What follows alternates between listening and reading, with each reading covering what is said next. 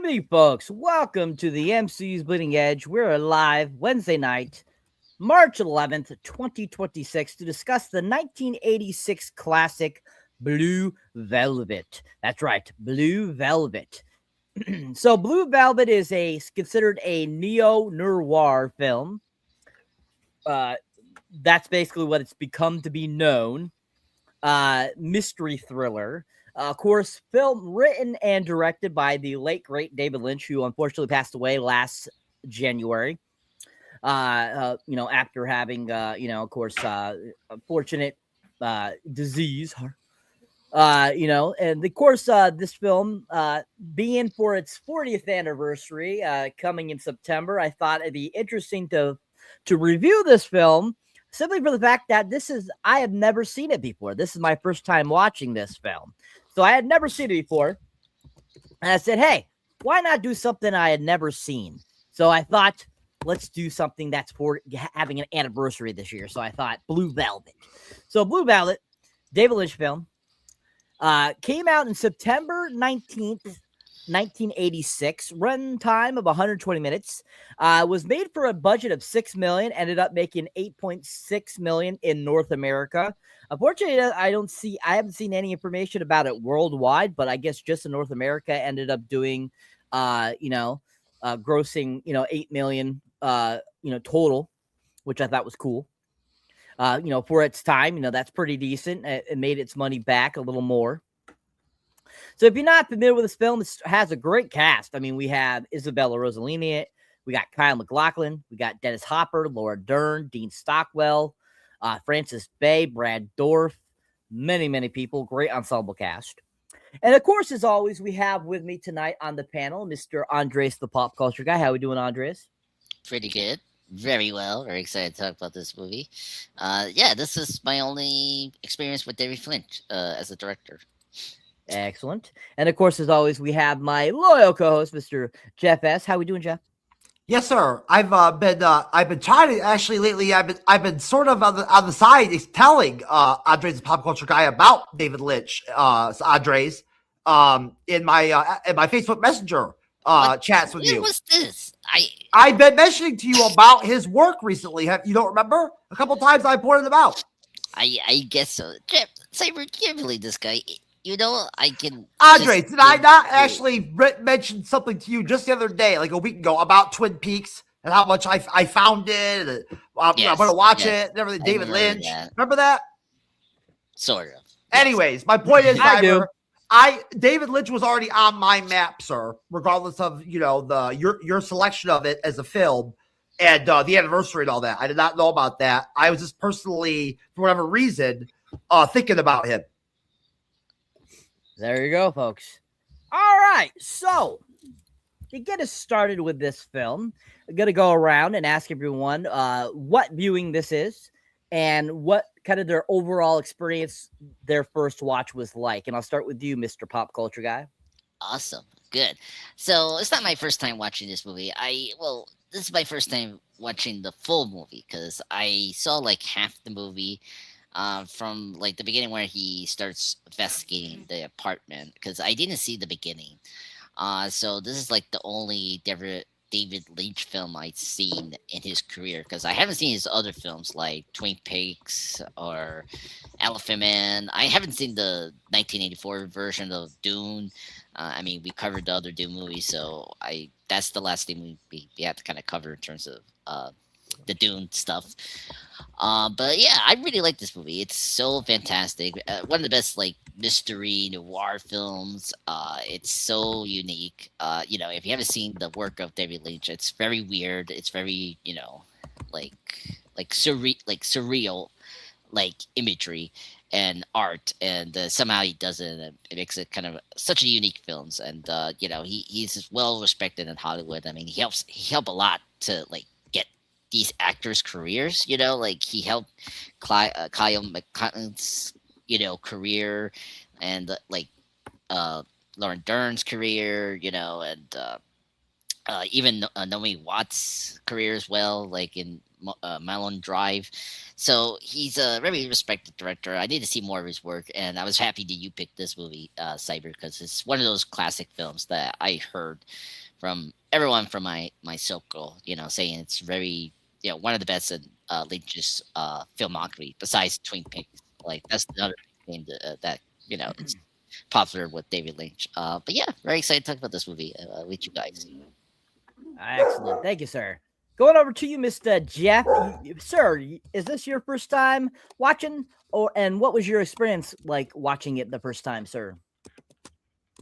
Sorry, Cyber. I was actually conversing in the private chat right there for a moment while you were speaking to me. So I was a little bit thrown off.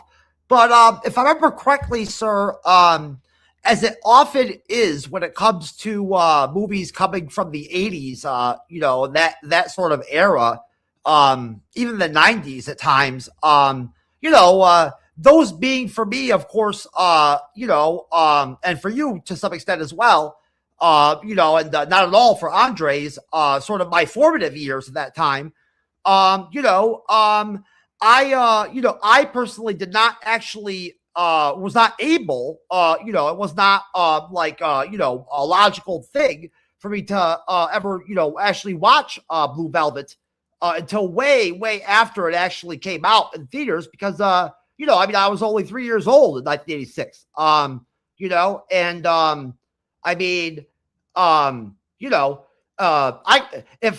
if I had somehow fucking magically watched Avengers Endgame in 1986 somehow, you know what I'm saying?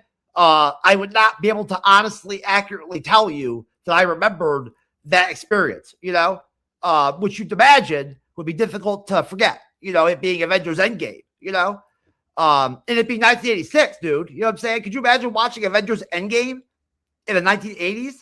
That shit would be fucking mind-blowing.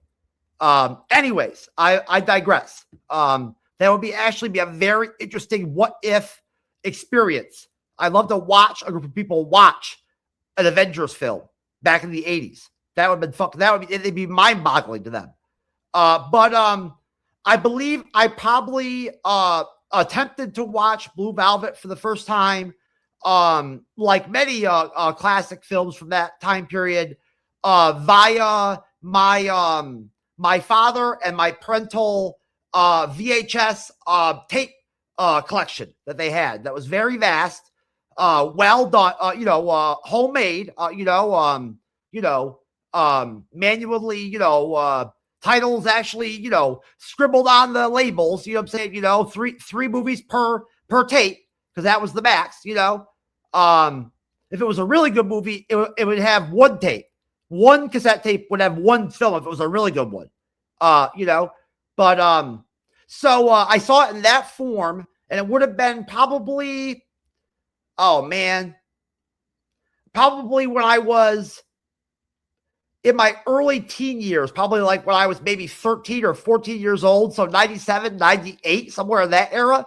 And in all honesty, Cyber, I believe only ever even decided to pop the tape in the machine and watch it based off of the even then sort of cult word of mouth that the film has going on, that I believe is more visible and larger now, days, as opposed to back then, because again, it'd be, as much as you may have, mentioned that the 8 million that they made at the box office was for that time period a acceptable, if not, positive result, money wise, from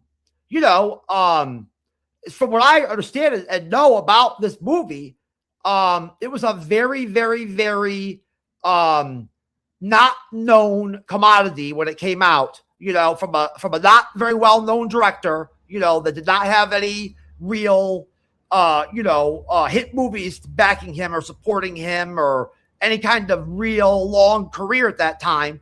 It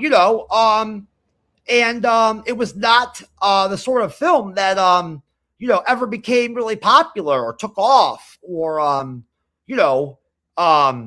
really gained any notoriety, really. And you have to tell me, but I believe it also did not actually get any award recognition or anything like that too as a film. There weren't any nominations for anything for this film that I know of. It just wasn't that kind of movie. So it was nominated for Best Director. Oh, was it? Really? Okay, well, you know what? And also his films have been Oscar nominated. Like The Elephant Man is Oscar nominated. Like people knew him. Oh, hold on, Andres. Hold on. I am not Cyber, and I am not you. I don't have the same film knowledge overall that you guys do. I had no clue that David Lynch directed The Elephant Man. I did not know that. Oh, okay. No worries. I was not aware. I had no idea. You're talking about the actual classic Elephant Man? The 1980 one. Yeah, that's the one I'm talking about. Okay, yeah, the one that was really popular? Yep. Okay, I did not realize that. So he actually did already have something on the table where he was established. Yeah, I mean, Eraserhead in '77 was considered a big hit, so that he was already on the table. Yeah. All right, so there you go. That's total my bad on that. My interpretation of kind of where this movie was, where he was at with this movie, with his background was wrong. So, bottom line, I guess, to sort of tighten it up, when I watched Blue Velvet as a kid, there really wasn't a lot out there to know a lot about it really from anybody. Just because, it wasn't really talked about, sort of, classic, film. All I knew about it was that it was weird. It was sort of a bizarre sort of movie, and I knew that David Lynch was known for making movies like that. I watched it, for what it's worth at fucking age 13 or 14, like where you're at with watching a film and being able to, really grasp how good it is, how bad it is, and all that at that age. I thought Blue Velvet was sort of boring as a kid, and definitely quirky and out there and like very like left field and bizarre of a movie for that at that time. And even now, currently, it's bizarre, which made it interesting, right? But I personally, Cyber, at 13, 14, just could not really appreciate, some of the things, the elements, the stuff I've learned as I've grown up and become an adult. I didn't have all that going on at 13, 14. So, my toolbox was not very fully equipped when it comes to my ability back then to detect a highly entertaining high-end film as opposed to a lesser one. So I was kind of just whatever about it the first time I watched it. I really didn't see or feel like I got anything out of it watching it where I felt like I was shocked or surprised by it, or that it did not live up to the very limited expectations I already had based off what I knew about it. It all just seemed fell into place and made sense. It was an okay movie, and nothing about it at that time for me was very remarkable. But, I obviously watching it now is different. I'm older. I view the film with a totally different lens. And I'm able to appreciate things about it that I was not able to way back then in the 90s. So,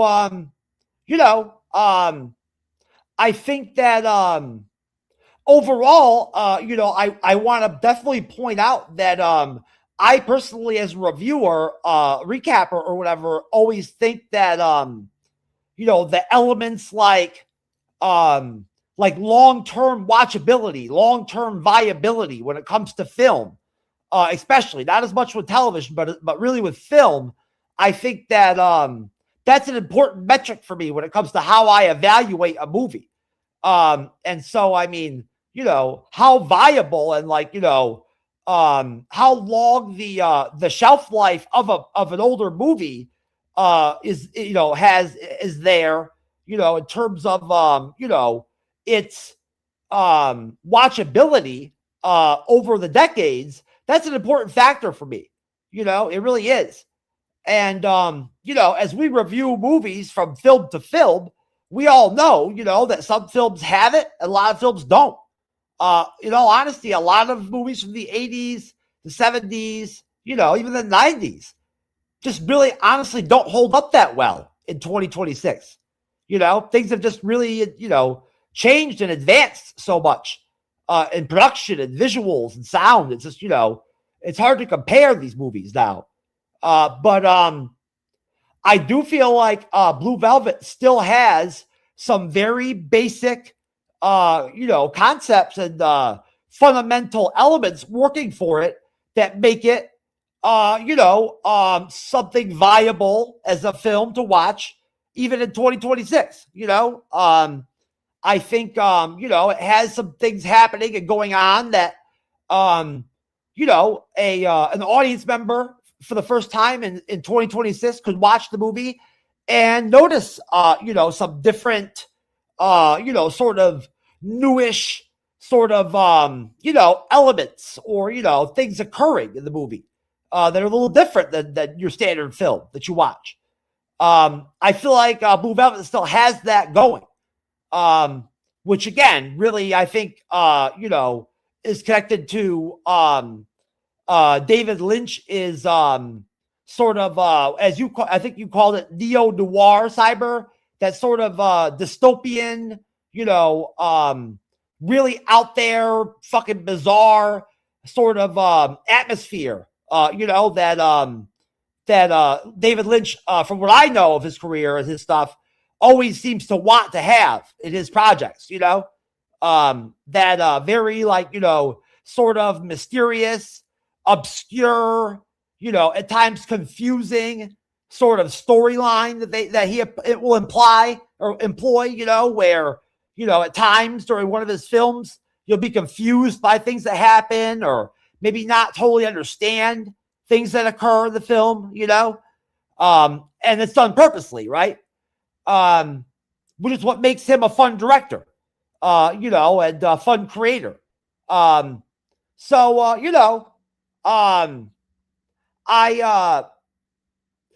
not, again, I had no clue that David Lynch actually got nominated, for an Oscar for directing this film. I think that's very, interesting, surprising news, Cyber. So thank you for, pointing it out to me. I'm honestly a little bit shocked, even for 1986. I'm a little bit surprised that a movie that small, without a larger budget, and being in 1986 being a not super popular sort of film, that came out and really took off all that hard. I'm a little bit surprised, that he got nominated for Blue Velvet for director. But, I guess at that time in 1986, I don't know what other films were where he was competing with, right? And what other directors. Top Gun. Okay. I can see how Blue Velvet would be considered something, creative enough and quality enough, of a film in 1986 to where that Oscar nomination could be a very valid decision or move to make. I suppose it makes sense, right?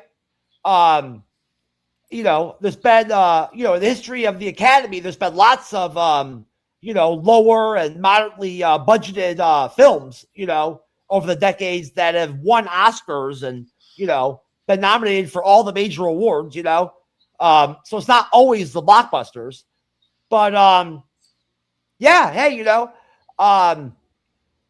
I mean, watching it again now, in 2026, versus back in the day, you know, in the 90s. I mean, it feels very similar, the experience. As much as I can remember to compare, it felt very similar, the watch, you know, in terms of sort of the pace the film has, the story it has, the sort of entertainment factor it's working with as a movie. It definitely, I did not experience a lot of surprising moments or events that happened where I'd forgotten about them, or I was shocked that they occurred, you know, or anything like that.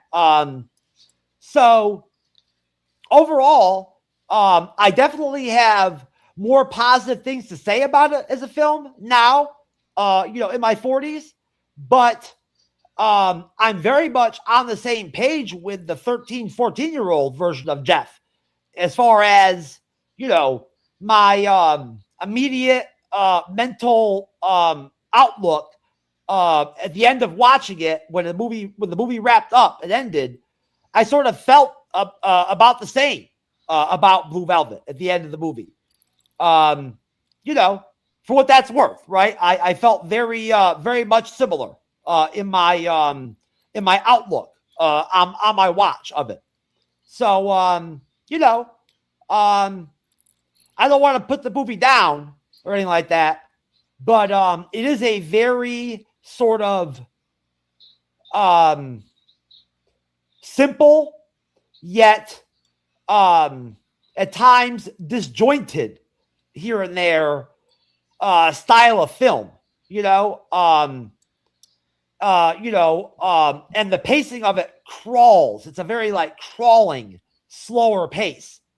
You know, and that does, unfortunately, like with a lot of films, create scenes and periods of the film where the movie does get a little bit bogged down with sort of you know, boring, you know, or, you know, lesser entertaining, lesser thrilling, you know, things occurring, you know, on screen for a minute, you know, here or there, you know.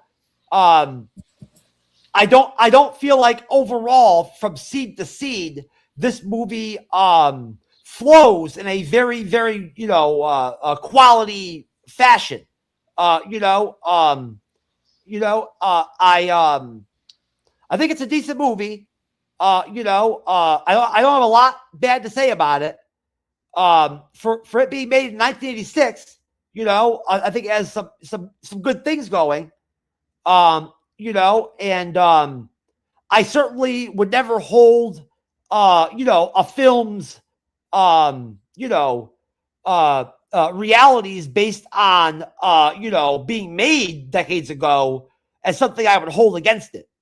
But again, overall, Cyber, I feel like nothing about Blue Velvet really stands out to me as a film. Like, nothing happens at all ever in the film that really blows me away or stands out to me as something epic or like, you know, really, really different in any kind of, you know, positive way or creative way.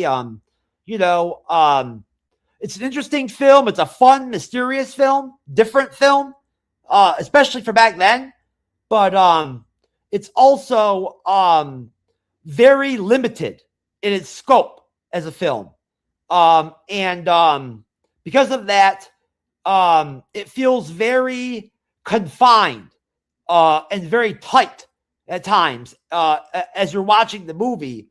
You know, and I don't feel like that was a purposeful point that they wanted to make in this film. I think that's just how it happened, like how it worked out with the budget and with what they had to work with, you know. I don't know, you know, with some films, having a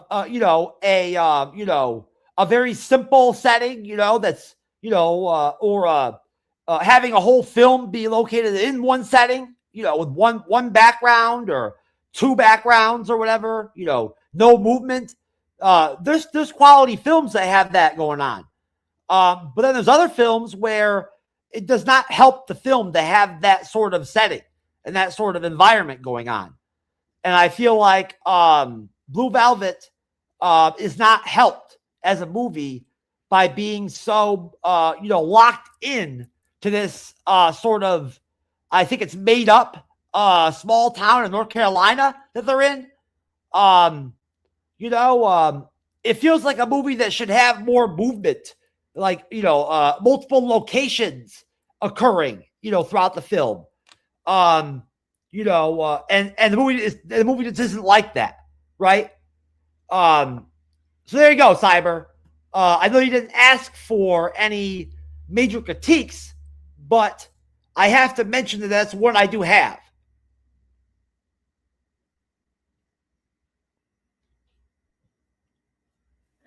Thank you, 60-Minute Man. We were hoping to, to have the return of 60-Minute Man. Oh, sir, I'm sorry. I was aware of the clock and everything and whatnot and all that, and of course, I'm always considering my good friends, ability to get their chance to get their words up in the conversation. So, hopefully, I did not go too far into 60-Minute Man territory. You were 60-Minute Man, sir. It's all good. It's all good. We just like saying you're 60-Minute Sir, Man. I don't know, sir. I've experienced Andre the Pop Culture Guy 60-Minute Man mode where I've looked at that clock up there in the corner and watched him start talking and end talking and have that motherfucker go from 26 minutes to fucking 45. Well, you're doing that too, sir. So you both do it. It's all good. But it's that's all good. But not like Andre. 60-Minute Man. It's I'm all telling good, you, sir. It's all good. I've seen Andres literally own like 30-minute yes, plus I'm sure he has. long. And so have you, sir. We all have. It's all good. We have. It's all good. Anyways, thank you for that. Throw me under the bus. Andres, I'm not throwing you under the bus, sir. You even you have to acknowledge when you first started doing shows with us. At times, bro, you went on tangents that were goddamn 35-minute long. Yes, we know. Yeah, we know. Anyways, folks, thank you for that. Great job. Anyway, so this, like I said, this is my first time watching this film, and I am glad I watched this as an adult because I think I wouldn't understand it at all if I had seen it, back in the day. But at the same time, watching this cracked me up simply for the fact that I was really like sitting there going, what am I watching? Why is it so boring? Is pretty much my thoughts. It really dragged the 2 hours. There was some okay moments to it, but other than that, it just did not. There was nothing about this film was like, wow, why is this considered such a cult classic? I'm sorry, but I did not see what was so great about the writing of this film.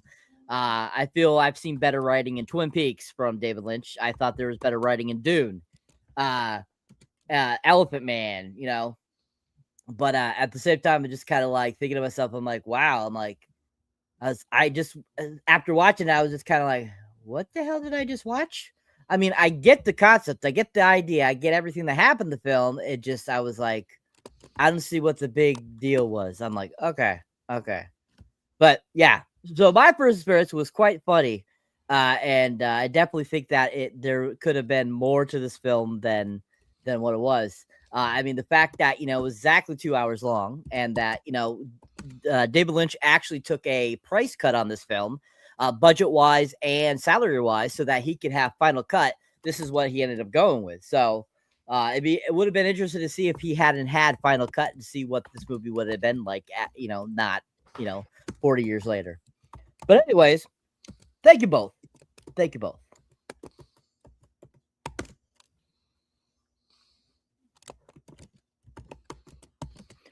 All right. So, moving on to the plot of this film. Yes. So, college student Jeffrey Beaumont returns to his suburban hometown of Lumberton, North Carolina, after his father, Tom, has a near-fatal attack from a medical condition. Walking home from the hospital, Jeffrey cuts through a vacant lot and discovers a severed human ear, which he takes to police detective John Williams. Williams' daughter, Sandy, tells Jeffrey that the ear somehow relates to a lounge singer named Dorothy Valens, Intrigued, Jeffrey enters her apartment by posing as a pest exterminator. While there, he steals a spare key while she is distracted by a man in distinctive yellow sports coat, whom Jeffrey nicknames the Yellow Man. Jeffrey and Sandy attend Dorothy's nightclub act in which she sings Blue Velvet, and leave early so Jeffrey could break into her apartment. Dorothy returns home and undresses. She finds Jeffrey hiding in a closet and forces him to strip at night point. But he retreats to the closet when Frank Booth, a psychopathic gangster and drug lord, arrives and interrupts their encounter. Frank beats and rapes Dorothy while inhaling gas from a canister, alternating between fits of sobbing and violent rage. After Frank leaves, Jeffrey sneaks away and seeks comfort from Sandy. We'll stop there, which I think is a good portion of the film. Beginning. I think it's very interesting, the beginning of this film. I mean, it's very slow paced.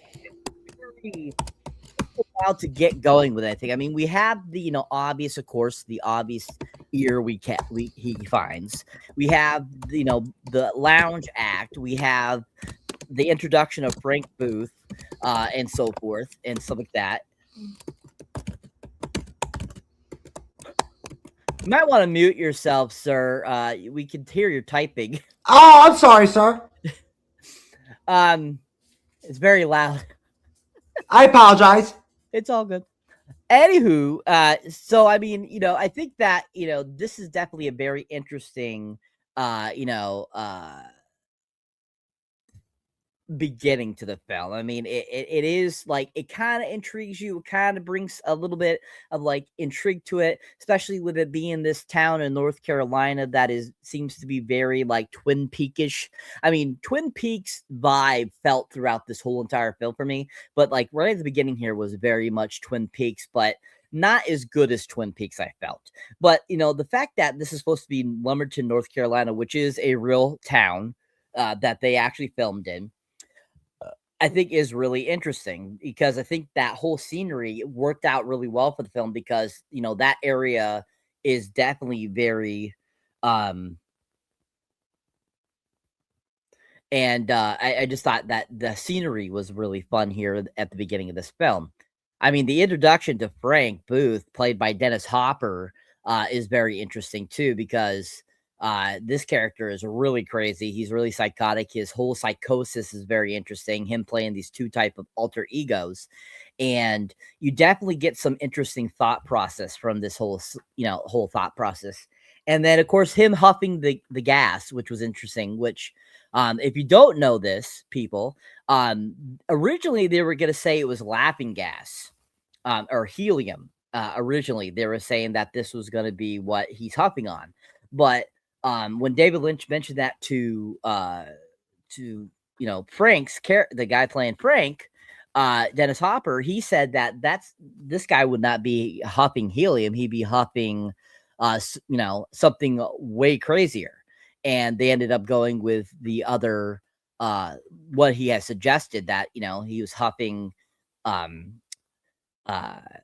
what is it called again, amyl nitrate instead. Which is like it's almost like a drug that like it basically causes disorientation and stuff like that. So I think that was really interesting too as well. That they decided to not use helium, they decided to use that. So what are your guys' thoughts on that beginning portion leading up to Jeffrey sneaking away after sneaking into Dorothy's apartment and seeking comfort from Sandy? And I'll start with you, Jeff. You're muted, sir.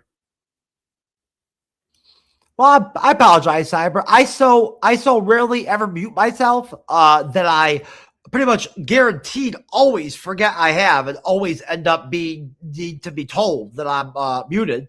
But I was going back to the back of the days, sir, Cyber, blowing up the private chat like I used to, and getting my typing on, which I apologize. I realize can be very annoying.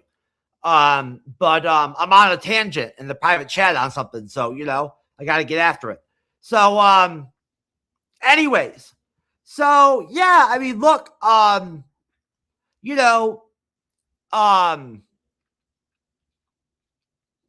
the whole beginning and setup of the film is, again, just very simply very standard, sort of film fare, as far as what occurs, right? Yes, there are a couple instances where some things happen that are a little, in the horror realm, or the bizarre realm, or even the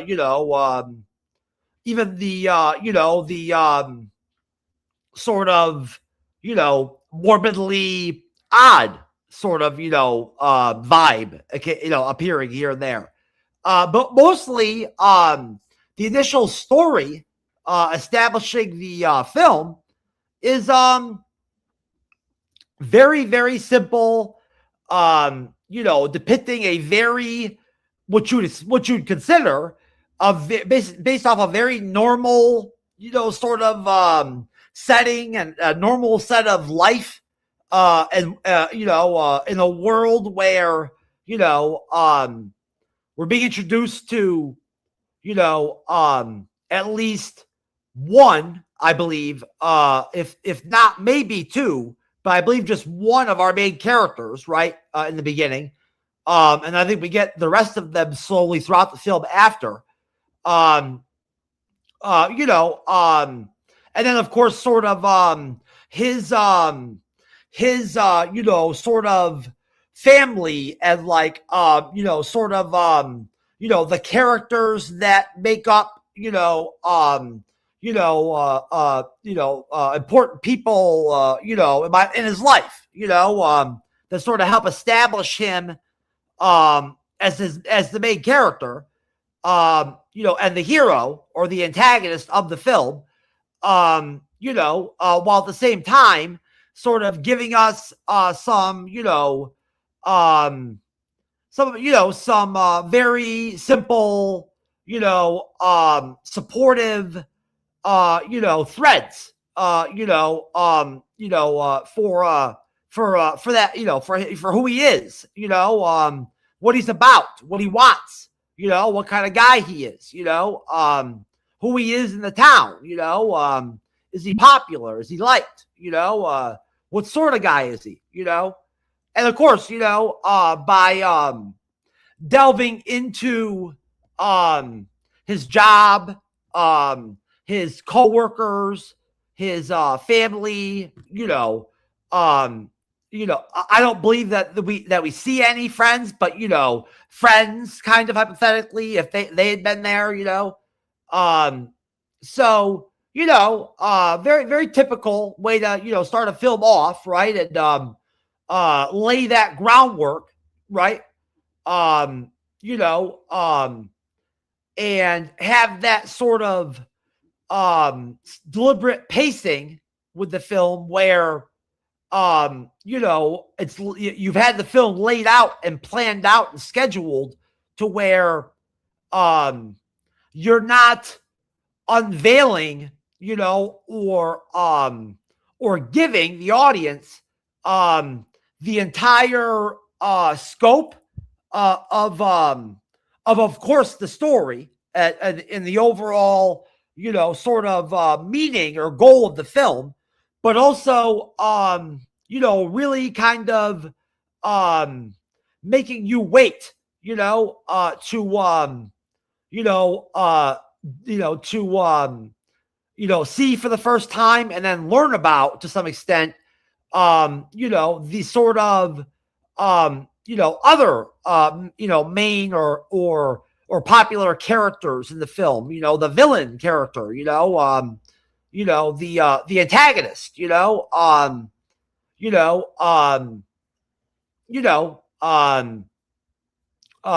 other important characters of the film, and they save all that, we don't get any of that right from jump, which I like, it's nice to see, sort of a layering when it comes to introducing, the different, antagonists in the movie. Cyber, did you say we're going all the way to the first time that Kyle MacLachlan's character gets involved with Isabella Rossellini. I said we're going to where he went into her apartment. He broke in and she finds him and makes him strip naked. Okay, yes, and then you. Frank pops up and then he sneaks away to seek comfort from Laura Dern's character. Excellent. That actually answers my question 100% to the T. So yes, that's obviously a very, very, very critical scene in the film. That's important as far as unveiling Dennis Hopper and his character, as the antagonist, the villain sort of the film, and then or the bad guy of the film. While also really displaying for us in the audience this dynamic in between Isabella Rossellini's character and Kyle MacLachlan's character that becomes like sort of an important element of the film overall. Their relationship and their dynamic is very important, right, to the story,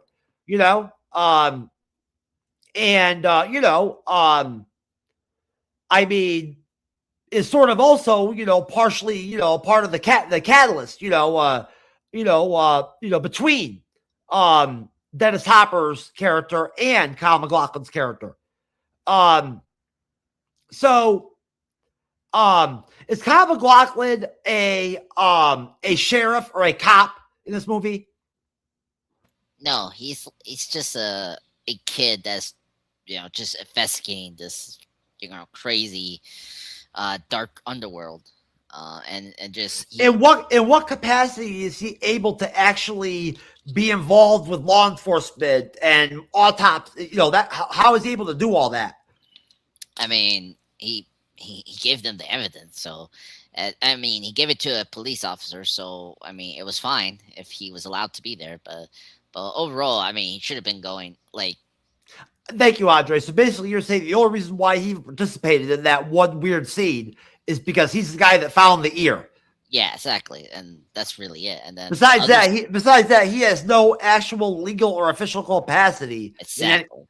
Okay. Exactly. He's just some guy. Yeah, just some guy. That's it. Okay. Yeah. So, and basically, he's got a crush on Isabella Rossellini, and becomes fascinated by her, or like, in love with her or whatever. Yep. Which is weird, but hey. Well, it happens. She's a very attractive woman, Yeah, that's true. He feels sorry for her too. Oh yes, no, he's a good guy. So of course he wanted to protect her. He felt bad for her. Yeah, of course, wanted to be the hero. Yes, that's obvious. It's not very it's not very abnormal for a young guy to find a very exotic, oriental looking, attractive, sensual woman, attractive and want to be involved and do stuff with them, right? Yep. Yeah. Yeah. And of course, it's like him growing up as an adult, like he's experiencing adult things, Well, for the 1980s, a woman like if I'm pronouncing it right, a woman like Isabella Rossellini would have been considered a very, very exotic, sensual, foreign, sort of woman to people at that time, culturally and in Hollywood. She would have been a very rare, sort of woman, with her own sort of unique, beauty and attractiveness, and appeal. Yeah. Yeah. I don't know. Oh, she's very beautiful. Yeah. And yeah. No, Cyber. She also was someone that stood out as an actress back then, didn't she? Just squarely on sort of her not normal to America sort of exotic look, right? Didn't that kind of make her stand out? Yeah, it's a wig. It's a wig for this movie, but usually she has normal hair like outside. Cyber did not having an accent like hers and look the way she did in that time period of the 80s, was that not very different and abnormal to what you had normally had going on with American actresses? I don't know. I never really paid attention much to that. I mean, I feel foreign accents were always something that were considered something sexy or something that was different. And so they were always looking for that in certain films to kind of get more people into wanting to see the film. So I think picking her out of anyone that they went through, was kind of, something different. Because, I mean, if you think about it, there's a lot of international stars that have become famous because of their accents over here in America. So I think that's always been considered, so a lot of people find other accents very sexy, and that's a big thing. And Isabella Rossellini was one of those actresses that was really known for her accent, and that's why she became a big thing. So I think that this movie was one of the films that kind of put her on the scene and her accent and really dived in it. So before that, I don't think a lot of movies had a lot of people with accents in it. No, over here. I mean, they did. There were some people that had accents in films, but it wasn't a huge thing. And I think it was probably mid to late 80s is when it started becoming a big thing because of this film. Even when they cast her, it was not a normal thing to do. It was sort of an odd casting to cast a foreign woman like that for a role like that.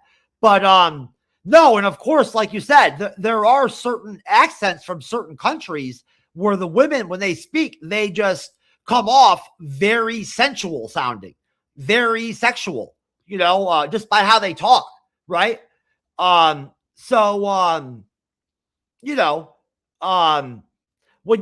you then also tie that into that, that well-known, well talked about stereotype when it comes to foreign women being a lot more overtly open sexually, and liberated sexually compared to American women, right? But also I think that this film really, sort of helped craft her image into a more sultry, seductive sort of actress, right? Just because of how her character is in Blue Velvet. I mean, in this scenes we're talking about, right from jump, she's stripping the dude down naked. You know what I'm saying? And then, touching his butt and, jerking him off or whatever, I mean, why she felt like she had to actually strip all his clothes off like that, I have no fucking idea. I could not figure that out, honestly.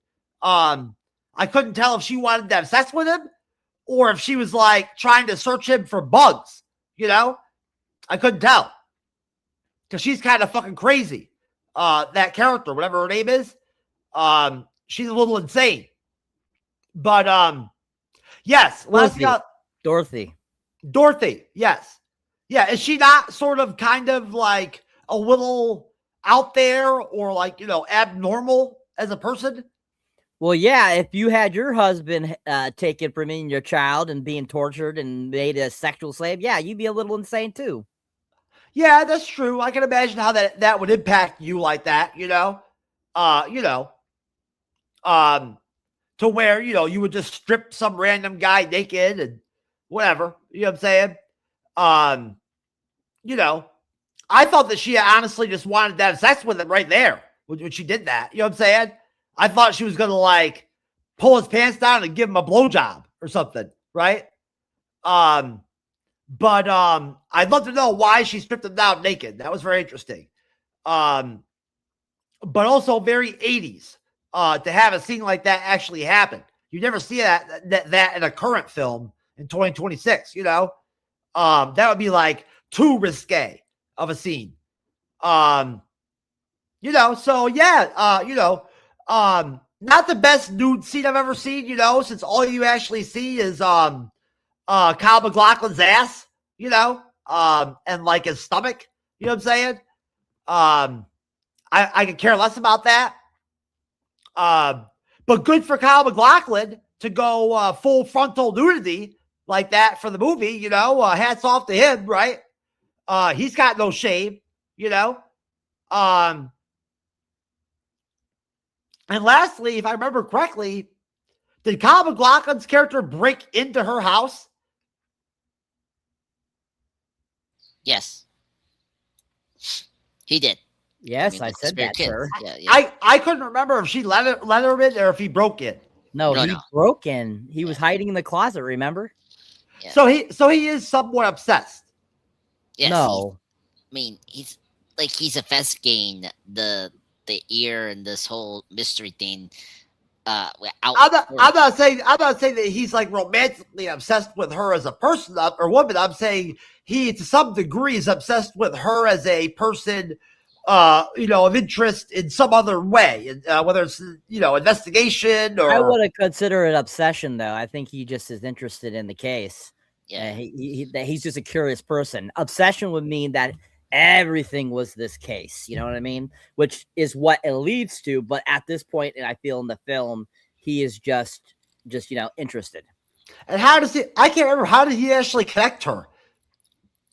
Well, remember, Lauren Dern's character has the information because her dad is a cop, and so she knows who the ear was connected to, and she pointing out the apartment she was living at and say that, oh, she works at here. So that's how he knew, because the Lauren Dern character that he starts to fall in love with actually gives him important information about. Now I get it and understand. Thank you, Andres. I understand now. The relationship with Laura Dern allows him to have access to police knowledge, police records.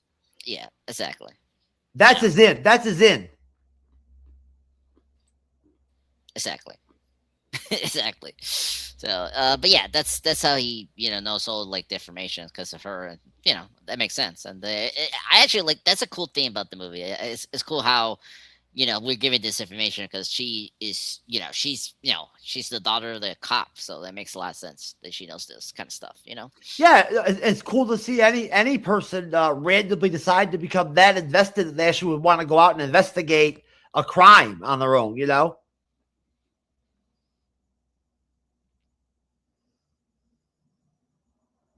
True. I mean, it happens nowadays all the time with the internet going on and all that. It's common, but back then it wasn't. Anything else, sir? No, sir. Just that I'm not a big fan of the 10 to 15 minute long commercial ad blocks on Pluto TV, sir. I totally am thumbs down on that concept. Yes. And if you watch it on Tubi, the same thing happened. Anyways, thank you, sir. Good job. Yes, and in that scene that you were referring to with Mr. Kyle MacLachlan, it wasn't just his butt that it showed. You actually saw his dong too. So it must have been brief. Was it like a very brief penis shot? You saw it swinging as he was running to the closet. So it wasn't, I don't think it was brief. It was pretty obvious. So it was actually visible enough and long enough to swing. Yes.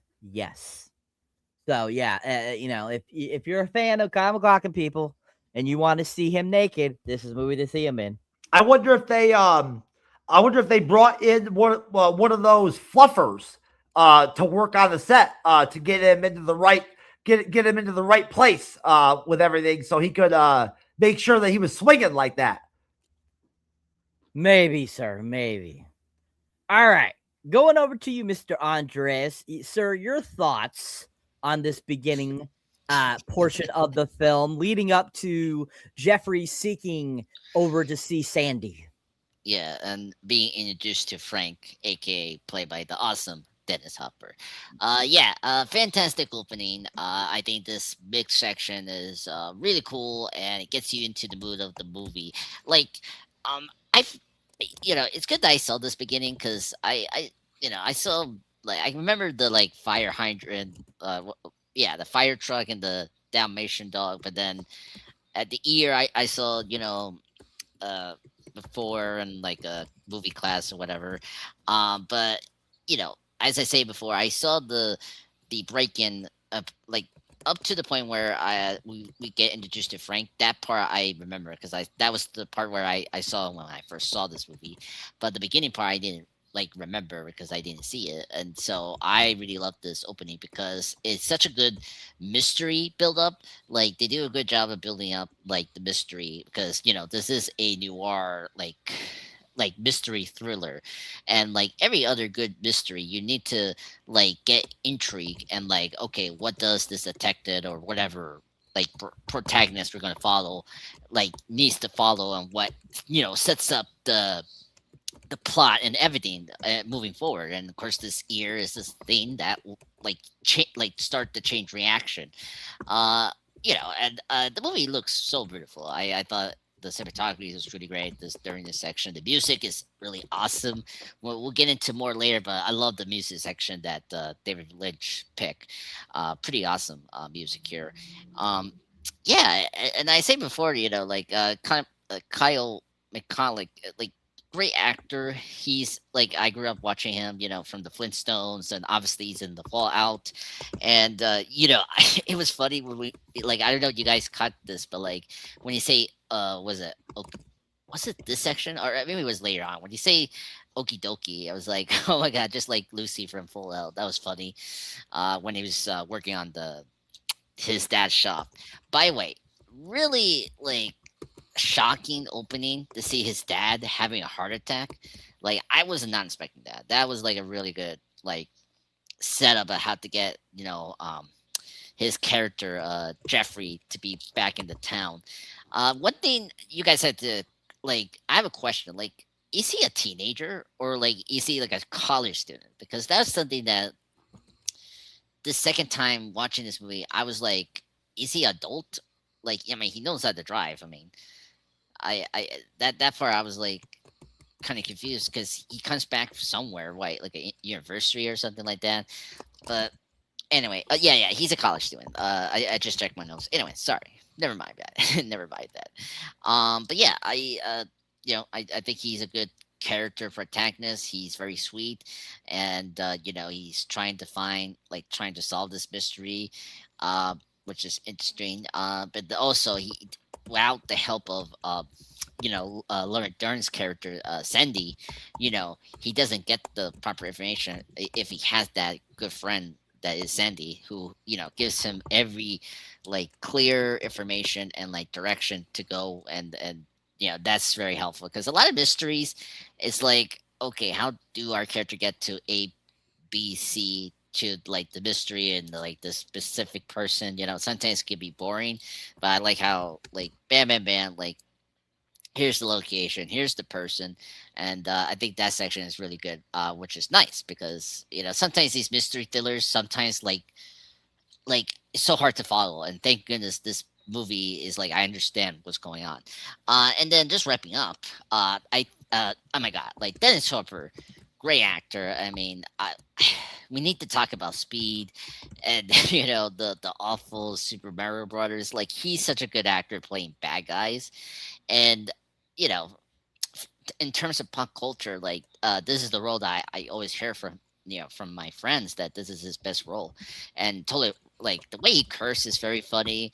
The him hailing that gas is like very intriguing. It's like, is it drugs or like I didn't know, like I remember the laughing gas as you're like bringing up the like the trivia and like the behind the scenes stuff, Cyber, and so I thought that was like okay, very interesting. He's using that, and then it's weird how like he's abusive to Dorothy.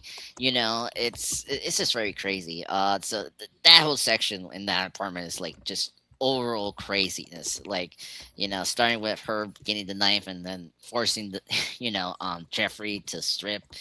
And you have to understand her condition. Like, she's a desperate woman who is just worrying about her husband and son's safety, and she's just psychologically like not well, and she's gonna be that desperate, and so she needs that kind of like spirit, like companion with Jeffrey, because he's the only one that's showing some kindness to her, where so far she's been experiencing bad like stuff around here with Frank and all that. So overall, great beginning. It's such like a great start of a mystery thriller. Like, you understand what's going on, which is great, because that's a good start of a great movie. And like, you're getting introduced to great characters like Jeffrey, Frank, Sandy, and Dorothy. Each character very interesting, which is great. Like, I love the actors here. They're amazing. And yeah, and of course, the actress that plays Dorothy, I think she's a Swedish actress. So I was happy that she like had like a her own what's the word, like language, like she wasn't faking American accent. So I kind of like that, like her foreign language was like still there. And she's a good singer. And she's a very like important actress. She's the daughter of Ingrid Bergman and then some famous director. I can't remember what, but yeah, overall great opening. Back to you, Cyber. Thank you, sir. Great job. Excellent.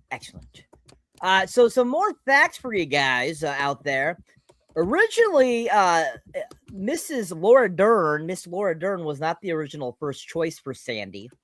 Actually, they had considered Molly Ringwald for the part of Sandy as well, because she was a big star at that time, especially during the early 80s there, mid 80s, 85, 84, doing Breakfast Club and Pretty in Pink and stuff like that. And she actually was originally they wanted her to portray her, but her mom read the screenplay for it and found it too offensive, and so she didn't even give it to Molly. So that's why the role eventually went to Laura Dern, which, by the way, Laura Dern actually got the part by going to a Big Boys restaurant and doing a kind of like a meet and greet with David Lynch and Kyle MacLachlan, and David Lynch wanted to see how their chemistry was, and he liked it so much he hired her on the spot. So I think that's kind of an interesting little take. Also, Miss Isabella Rossellini was not the first choice for Dorothy Valens either. They actually had auditioned Helen Mirren for the role to play it. She actually had gotten quite up there, pretty far along the process, and it was even helping Lynch with the script. But then she eventually turned down the role. So I think that's, kind of interesting. That would have been interesting to have seen Helen Mirren as the Dorothy character. I think what a big difference that would have been if it hadn't been Isabella Rossellini. So I think that's some interesting little stuff. All right. So going back to the synopsis.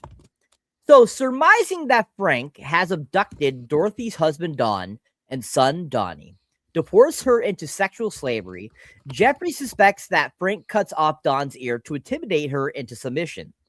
While continuing to see Sandy, Jeffrey enters into a sadomasochistic relationship with Dorothy, in which she encourages him to hit her. Jeffrey sees Frank attending Dorothy's show and later observes him selling drugs and meeting with a yellow man. Jeffrey then sees the yellow man meeting with a well-dressed man. When Frank catches Jeffrey leaving Dorothy's apartment, he abducts them and takes them to a lair of Ben, a criminal associate holding Don and Donnie hostage. Frank permits Dorothy to see her family and forces Jeffrey to watch Ben perform an impromptu lip sync of Roy Orbison's In Dreams, which moves Frank to tears. Afterward, he and his gang take Jeffrey and Dorothy on a high-speed joyride to a sawmill yard, where he again attempts to sexually abuse Dorothy. When Jeffrey intervenes and punches him in the face, an enraged Frank and his gang pull him out of the car. Replaying the tape of In Dreams, Frank smears lipstick on his face and violently kisses Jeffrey. Frank then has Jeffrey restrained and beats him unconscious while Dorothy pleads for Frank to stop. Jeffrey awakens the next morning, bruised and bloody, and we'll stop there. This section I thought was, kind of interesting because you get to see more of how crazy Frank is. You get to see kind of what he's doing with Dorothy and and her family.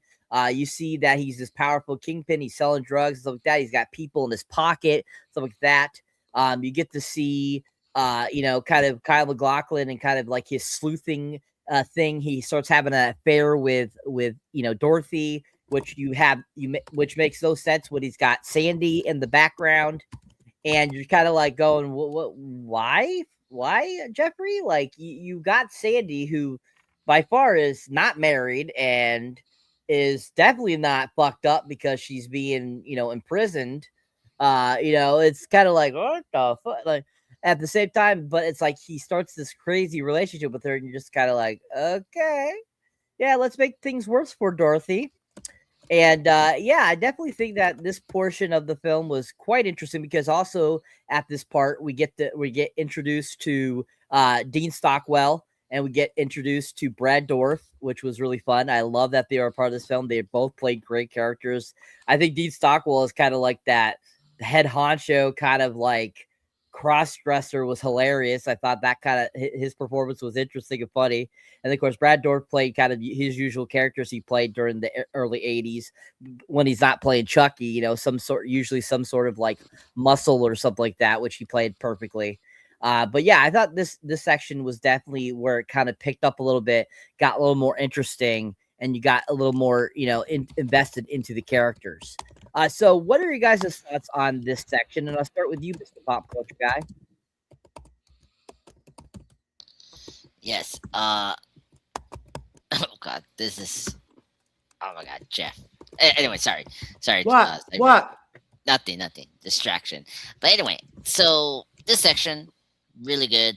I thought that the story moved along in a very cool pace. I didn't recognize that was Dean Stockwell. I now recognize him because he was in he played one of the AI in Quantum Leap. That's what I recognized. I was like, oh wow, he's a great actor. He's in other good movies like Paris, Texas, Beverly Hills Cop 2. I'm trying to remember where he was in that movie. He's in Batman Bat Beyond, Return of the Joker, as Tim Drake as the older version in the future timeline. So that was cool. Yeah, this whole section, it's really awesome. You see like the mystery unfolding. You see more of the little man in the sequence, and then you get another mystery with the well-dressed man, which gets a twist revealed towards the end of the movie, which we'll get into later on. And then you seen like, I mean, this is very typical like mystery, like one-on-one stuff, like as Jeffrey getting into two relationships. That's a very traditional like noir like trope. Like he's in one relationship, and then of course he's gonna be entering in another like affair slash like a specific relationship that should not like these heroes should not get into. That was not a big surprise, especially the way he like gets connected with Dorothy after getting so much information about her, discovering that she has a kid and a husband, and like and it makes sense. They fell in love, and at the same time, he falls in love with Sandy, who is very nice and should be staying with that relation than the other relationship. Yeah, I knew Brad Dourif was here. When he starts laughing like that, you can hear the Chucky laugh. It was so funny when he starts laughing. Like when the henchman starts laughing, I can hear Brad Dourif's Chucky laugh, and this precedes. Yeah, this is 1986, so it's like 2 years before he actually plays Chucky. So his laughing was like right there. I was like, yep, that's the Chucky voice. Yeah, this section was like crazy. Like after Jeffrey has another like affair, like well, after spending the night with with Dorothy, he meets up with Frank. Frank is like so crazy, like him saying that fuck, and then beating up this other drug like associate, and then he starts lip singing, and then somehow like he starts to be emotionally crying, which is hilarious. And then and then after that they take a joyride, and then like poor Jeffrey, like I mean, thank goodness Jeffrey punched him because he was just getting out of control, like just abusing Dorothy in that moment. And so I was happy he punched him already and like do something productive. But I was really sad that he got like beaten up by him. And that kiss, I was like, what the hell he's doing? Like he was like putting make the lipstick. I was like, what he's doing? Like he's becoming a clown. And then no, he's just violently kissing Jeffrey. I was like, what the hell? That was a crazy moment. I was like, oh my god. And then he wipes it out a little bit for Jeffrey. I was like, what the hell is wrong with you?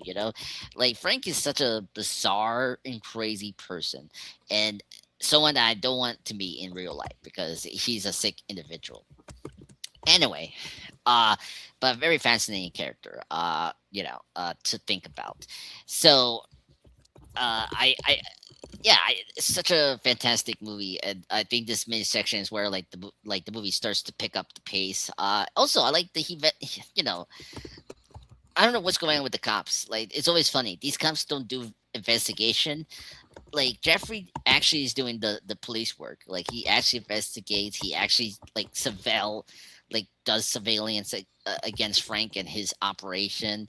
Like that was cool, and I love the camera he had that like he like pulled a string to like take pictures. That was really cool. Like it was very Tim Burton. So overall, I love this main section. You get more to see with Frank, and you see more of Dennis Hopper's performance in like full force, which is great. You feel sorry for Dorothy in this section, and she is a very tragic character. And I love this section because you see more like Sandy and Jeffrey's relationship blossoming. Because I really like Lauren Dern. She's a great actress. I mean, of course, she's in the Jurassic Park films and other great films that she has been that I like. And so she's a great character here. She's so beautiful. She was only 18, I think, at this time, and she's so gorgeous in this film, and a well acted actress in this movie. I mean, fantastic. So that's all I have to say, Cyber. Very great section with more character stuff with the great characters we have. All right, thank you, sir. Good job. All right, going over to you, Jeff. Your thoughts on this section, sir, which once again, I'll repeat where we are.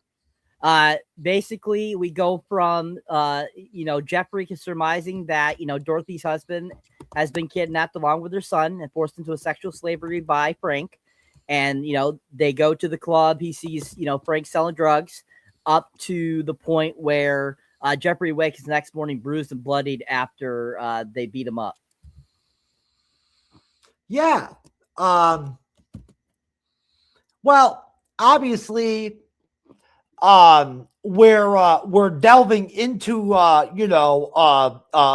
different regions and periods of the film that are of the latter stage in terms of the overall story, and so we're being introduced to new elements of the story to the story, new elements, new concepts, more to work with in terms of understanding the film and what's happening, and kind of filling in at it, giving us some supporting information to kind of help us lock in sort of, what the fuck is really happening in the movie, and where we're going with it, and all that. Obviously, there's some new or, different characters that are brought in, right? To sort of bolster the film and make it more interesting, and, add more layers to it, and allow there to be, some higher level of interaction, amongst multiple characters going on and actors going on in the scenes at the same time, right? And I feel like they do David Lynch does a really good job of rolling in these, pick your poison, you pick your word, whichever one you like, these bizarre, oddball, less than normal, I mean, street people like, drug addict like type, sort of insane type people, characters that, obviously, are, connected to or a part of, Dennis Hopper's, whatever his name is, his character, Dennis Hopper's sort of, clique, or, group of friends, or the group of people he surrounds himself with, right? Or hangs with, and that of course all makes sense and connects very well, right? Because I mean, Dennis Hopper's character is, way insane and fucking crazy and dangerous and violent and, nihilistic and, I mean, he's like, he's living off of and constantly, I guess, using whatever that fucking, strange, drug is that he inhales, he's under the influence of whatever the fuck that is all the time, right? So he's obviously way bizarre, when it comes to his behavior. So, meeting and actually seeing, and getting a chance to see these different newer characters interact, in the movie is great. A few, I believe at least a few, somewhat by name known actors in that group of oddball characters that I noticed, right? That we've all seen in other films over the years, I saw some familiar faces there. I believe Brad Dourif was one of the outcast, fucked up characters that they showed there. If I'm not wrong. He was there. Yeah, he was there. What a shock. Surprisingly playing yet another out there, bizarre, strange fucking character. So yeah, I dug that, the whole atmosphere and the whole vibe of that celebration or party or get together or whatever that they had, with all the, with all Dennis Hopper's buddies, right? That was pretty interesting, pretty hairy, pretty suspenseful, for somebody like Kyle MacLachlan's character to have to interact with or be around people like that, right? There's definitely a very well done and very obviously desired sense with Dennis Hopper's character and then anybody that he's associated with, that they are basically not just lowlifes and criminals and dirtbags as people, that they're also very insanely crazy, dangerous and violent, and could potentially harm or kill somebody sort of whenever, you know what I mean? At the drop of a hat, which again, that just, helps sort of support and add to that energy or that element or that atmosphere that this film has going on, where there's a very menacing sort of suspenseful energy you get from the bad guys in the movie, the villains, Dennis Hopper's character, his buddies, whatever, where they're very, they're just very bizarrely dangerous and scary and violent, so, I do want to say that just for nostalgia purposes and throwback purposes, although I don't exactly love Laura Dern in this movie or think that she really stands out at all, I did love seeing her young. Whatever age she is in this movie, however young she is, she may not even have been that young. She might have only, she could have been in her late 20s for all I could. In her 30s. Oh, there you go. So she was in her 30s, right? Playing what? Like, what is she? 18 in the film? Are you talking about Laura Dern or Isabella Rossellini? Laura Dern, isn't she? No, Laura Dern was only 19.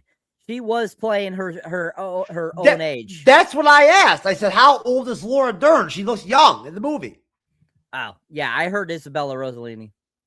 No, sir. I was very aware, just based off of what I'd read about and heard about, that Mrs. Rossellini was certainly not a spring chicken in 1986. She does not appear youthful, but Laura Dern does. She looks very young, and that was fun to watch. That was kind of surprising. You know what I'm saying? This must have been one of her actual first real movie projects of any status that she's been in, probably, right? Great actress, very attractive woman. Never really had a outstanding career or appeared in that many films or was ever very popular or in demand as an actress. But for the most part, everything that she got involved in over the years, I felt like ended up being a solid project or a good movie. And she's always been a really good actress in everything she's in, So just a little, sidetrack, hats off to Laura Dern. I think highly of her as an actress. I do. All throughout her entire career. I think she's still great, and still very capable of acting in good movies too. So yeah, I think that's pretty much it, Cyber.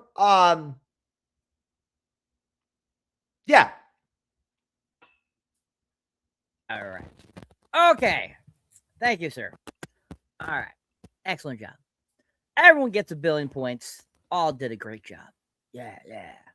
All right. For some more factoids about this film, it halfway through the movie, in the middle of the movie, at the actual midpoint, so exactly an hour into the film, Kyle MacLachlan's character Jeffrey says, "I'm in the middle of a mystery at the film's midpoint," which I thought was actually kind of interesting. I think Lynch did that on purpose, in which I was like, oh, that's definitely something different. I'm like, yeah. Also, something that was interesting is throughout the film there are subtle references to Abraham Lincoln's assassination. I'm like, I don't recall hearing those, but I was like, okay, that's interesting. Okay, yeah, they were pointing out Lincoln's assassination. So I think that's actually quite interesting too. I was like, oh, that's definitely interesting and different. So yeah, so I thought there's a couple more little quid pro quo for you people. Anybody here actually ever heard the Roy Orbison song "In Dreams" before seeing the film? No. This is first time hearing that. Okay. Yeah, I know the artist. I just that was a very big song in the 50s. So it wasn't shocking they used that song in this film. I felt because I felt the vibe of this film felt very 50s-ish. Even though it was supposed to be modern times in 86, so I thought that was kind of funny. All right, so while visiting the police station, Jeffrey discovers that the Yellow Man is Detective Williams' partner, Tom Gordon, who has been murdering Frank's rival drug dealers and stealing confiscated narcotics from the evidence room for Frank to sell. After Jeffrey and Sandy declare their love for each other at a party, they are pursued by a car which they assume belongs to Frank. As they arrive at Jeffrey's home, Sandy realizes the driver is her ex-boyfriend, Mike. After Mike threatens to beat Jeffrey for stealing his girlfriend, Dorothy appears on Jeffrey's porch, naked, beaten, and confused. Mike backs down as Jeffrey and Sandy whisk Dorothy to Sandy's house to summon medical attention. When Dorothy calls Jeffrey my secret lover, a distraught Sandy slaps him for cheating on her. Jeffrey asks Sandy to tell her father everything, and Detective Williams then leads a police raid on Frank's headquarters, killing Frank's men. Jeffrey returns alone to Dorothy's apartment, where he discovers Don dead and Gordon mortally wounded. As Jeffrey leaves the apartment, the well-dressed man arrives, sees Jeffrey in the stairs, and chases him back inside. Jeffrey uses Gordon's walkie-talkie to say he is in the bedroom before hiding in the closet. The well-dressed man arrives at the apartment, and Jeffrey observes he is actually Frank in disguise. Dressed man arrives at the apartment. Jeffrey kills Frank with Gordon's gun. Then, when Frank opens the closet door, moments later, Sandy and Detective Williams arrive. Sometime later, Jeffrey and Sandy have continued the relationship. Tom Beaumont has recovered, and Dorothy has been reunited with her son. The end. All right. So, that little last portion of the film, I feel, because I felt all that section really was all one kind of glob to me. Like, and in the film, I don't feel it was really spaced out. It all felt like one long section. So, what are your guys' thoughts on that section from the police station up to the end of the film? And just kind of like your overall thoughts, the demise of Frank, the, Sandy finding out about the affair with Dorothy, and, finally figured out who the yellow man is, and, kind of like overall kind of the situations that happen here and kind of unfold. And I think that, for myself, I thought that this section, it was kind of interesting. It was kind of intriguing, kind of entertaining. But at the same time, I didn't feel like it was anything that great or anything that really I felt like was, entertaining, really entertaining. And I also just felt that it took a little too long. It just felt too long, and it just felt boring. And I didn't feel like it was as fantastic as it could have been. Because it was kind of, I felt like the end of the film was kind of a dud. Like with the killing of, Frank, I felt it was just kind of like, oh, I killed him. It wasn't like really dramatic or anything. It was like a brief chase up the stairs into the closet, shoot him. I was like, that's it. I'm like, wow. And even for a neo-noir film, mystery type of film, I feel like even in that aspect, it would have been a little more like back and forth chase and back and forth, like, like cutting and stuff like that, from image to, to section to people, kind of giving you that very mysterious feel. And it just didn't feel like that. Like, I don't feel this film was as neo-noir as it could have been. It definitely had some aspects of that, but definitely was not 100% neo-noir. So what are you guys' thoughts on the last portion of the section? I'll start with you, Mr. Jeff. Yeah, Cyber, honestly, sir, it is very much a similar period or section of the film, pace and feel-wise, to the rest of the movie, I don't feel like Blue Velvet has a lot of very drastic ups and downs going on throughout the course of their 2 hours, even when there are important suspenseful things that happen in the movie, right? Which do happen, or scary or dangerous scenes, whatever. They sort of all occur in a very similar style of pace and feel, you know what I mean? Everything still feels kind of similar and the same, nothing really elevates or changes, drastically, besides other than the major event or the suspenseful thing, so there's really no motivation from Lynch to really adjust the film overall in any way really heavily to connect to the big, eventful, suspenseful sort of scenes that do happen, that are important to the film. It all just sort of blends, it all really kind of does, in its own sort of odd, space and environment that they all sort of exist in this film, and also in other Lynch films, from what I've been told. So I feel like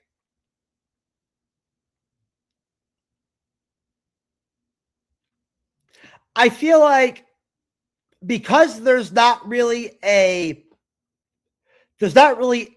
very heavily well constructed, layered sort of, basic storyline in Blue Velvet, that they are actually kind of working off of in the movie. That there really isn't a, sort of, I guess, rich, sort of, vibe going on with, the Laura Dern, Kyle MacLachlan, element, of the film, those scenes, that sort of side story where you're involving the father and Laura Dern and Kyle MacLachlan and what they're doing, and then you throw it over and you've got, the crazy world where you've got, Isabella, and Dennis Hopper and all that crazy shit, and all that danger and violence and, whatever. I feel like the overall story of the film that you're experiencing as you're watching it, throughout from start to finish, is a little stagnant at times. It's not very, deep or exciting overall. Very simple. The writing, the events that happen, what happens in their world as things are going on from scene to scene, just not a ton of detailed, valuable or important, or interesting, aspects or elements or things are happening really in this film. So, my point is just that, this, if you want to call it this ending section of the film, very much, shares a very, very similar energy to all the rest of the movie, even the beginning of the movie. So, in a very sort of, odd, rare, sort of, contradictive, way to go about making a film back then compared to, what was, sort of, the Hollywood standard when it came to, all the different sorts of films that were made at that time. I felt like it was both creative and interesting that as we finally ended up wrapping up the building up of the end of the movie and then entered, that final period, everything basically felt the same. It felt very normal for Blue Velvet as I was watching it. And although things ramped up there at the end and the stakes got higher and there was more suspense and more danger, right? The movie still maintained and retained, the sort of positive, enjoyable, feel overall that Blue Velvet has working for it. That sticks. It it's there. It maintains throughout the story. So, I feel like, I mean, in terms of, if I remember correctly, what actually occurs in the end, as far as, killing off the main bad guy, right? Dennis Hopper's character, right? At the end, eliminating him from the picture, right? In order to essentially save Isabella Rossellini's life, or protect her life, or stop the abuse, or give her freedom, right? Which is all great, all very heroistic type stuff, that was all very predictable for the film. That was not surprising. That was all very predictable based off what had already happened. You figured that was what was going to happen. It did. It happened in an entertaining, interesting fashion, but not anything exciting or epic in terms of what happened with the end. No super graphic, violent, final death, or, spectacular, final battle, or anything like that, but based off of the rest of the Blue Velvet movie, it wraps up and ends, in a fashion that very much fits into, the overall vibe of the film. It all connects well. So, I mean, there's things that I personally, as an audience member, and as a sort of, I don't know, sort of bizarre sexual guy too at the same time. I personally would have really liked to have seen at least one short sex scene where Kyle MacLachlan finally just banged Isabella Rossellini's character, that I would have enjoyed. You know what I'm saying? And even though I get that Laura Dern is supposed to be his actual love interest in the film or whatever, that he's really, really into, right? If I'm correct, right, that wasn't just his friend, that's, his lady. Even with that being said, I think it would have been totally justifiable and understandable in the film if Kyle MacLachlan did maybe, sort of cheat just to bang Isabella Rossellini, right? Because, I mean, come on. From day one in the movie, they make it seem like Isabella Rossellini really, really wants to fuck Kyle MacLachlan. You know what I'm saying? Like, she really wants to bang him, I mean, why else do you get the guy naked? You know what I'm saying? And rub him and caress his butt, and whatever, I mean, come on. So, and I have it hard to believe. I don't give a fuck what Kyle MacLachlan's character said in the film. In his mind, that motherfucker wanted to bang her. He did. He wanted to. He wanted to be a hero, but he also wanted the pussy. He wanted that strange pussy, which you can't blame the guy. You know what I'm saying? So, I mean, overall, I suppose you can say that the movie, from start to finish makes sense. The ending is logical for the rest of the film. And it, and it ends the film in a positive way for the audience, maybe not in a positive way for the characters or in the movie, or the story, but for the people in the audience watching, the the sort of good guy wins in the end, the hero wins, the bad guy loses and dies, the victim, abused, scared, controlled, woman, wife or whatever, gets, freed, gets her freedom at the end, I believe, right? To potentially restart and have her own life on her own, without being abused and locked in a room and whatever. So that's positive, and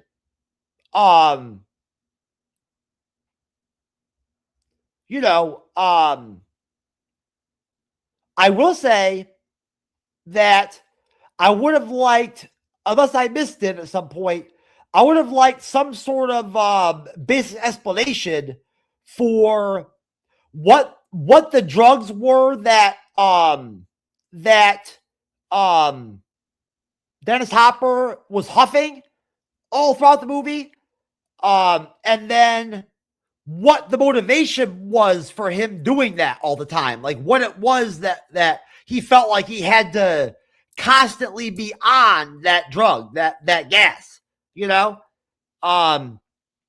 I felt like they never really got into that at all, or ever really even like labeled it or told us what that drug was, I mean, it did not appear or come off, or the effects did not appear like any inhalable drug or gas I've ever heard of or known, I mean, laughing gas and whippets and all that kind of shit, they don't make you all crazy, violent, drugged out, fucked up like Dennis Hopper gets in the movie from his drugs, So I'm very curious about what that actually was about, But overall, Cyber, I'd say that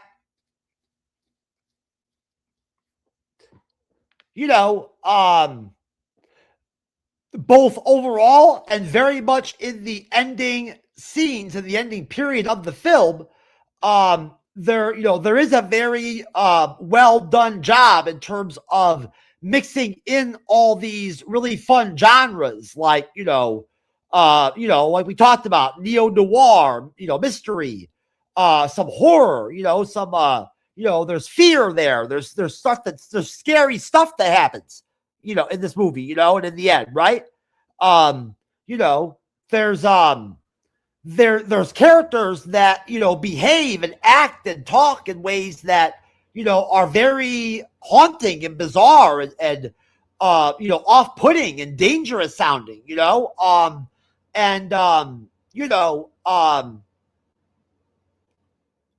the overall story and the events that occur throughout it, a lot of times are very much, hard to understand at times, in terms of what they're really trying to do to the person, or what's the point of them doing that, or like, why is that even happening, kind of,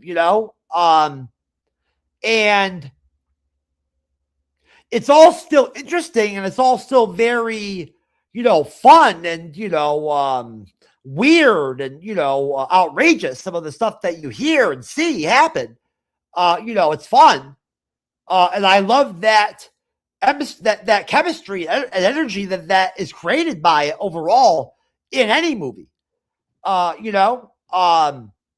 which, hey, I could be wrong, but it's very possible that maybe a very small portion of why David Lynch was nominated for that Oscar for his directing of this film could very well have to do with, how masterfully well he was able to create such a quality product, in a genre of film, that back then and even now to this day, is not super popular to make films of, and also very hit or miss when it comes to actually making the projects in those genres, that blend all these different elements in one film. It's tough to make a good film when you're working with all those different, elements mixing together. So I guess I can sort of appreciate, understand, and get, more why this was considered such a, well done job by Lynch in this film. A lot of it, I'd imagine, has to do with how new to Hollywood and new to movies at that time it was to actually intertwine so many sort of obscure, out there genres of film. You know what I'm saying? And blend all that together into one entertaining movie, right? That was considered, a quality film from what you told me in 1986, a well-received movie. Yeah. I mean, is Blue Velvet a sci-fi movie? No. No. Oh, it's a mystery. It's thriller. It's strictly a noir thriller. Yeah, noir. Yeah. Yes. It has no sci-fi anything going on. No. It has Oh, moments. it's neo-noir mystery. Yeah. That's right. David Lynch never wanted to touch anything sci-fi, right? He never did. No, well, remember, this is after Dune, so yeah. So He did Dune, sir. Yeah. Oh, I forgot. David Lynch directed the 80s Dune film? Yeah, 84. Yeah. Oh my God, that movie was fucking god awful. Oh, you've seen that. Oh my God. I've seen pieces of it that were terrible. It did not look positive what I saw. Okay. And I've heard a lot of bad things from a lot of people from a lot of different media over the years about the movie. Nothing's good that people say about it.